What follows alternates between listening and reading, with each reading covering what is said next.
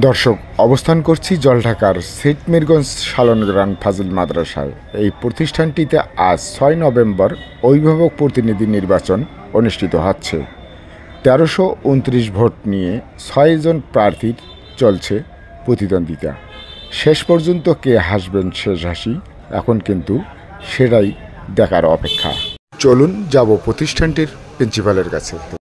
Saint Meriganj শালনগ্রাম Kamil মাদ্রাসায় 2025 সালের নিয়মিত গভর্নিং বডি যথানিয়মে তফসিল ঘোষণা করা হয়েছে, নির্বাচনের তারিখ ও স্থান ঘোষণা করা হয়েছে এবং সেটা আজকে 6 নভেম্বর রোজ আজকে বৃহস্পতিবার এই ভোট অনুষ্ঠিত হচ্ছে।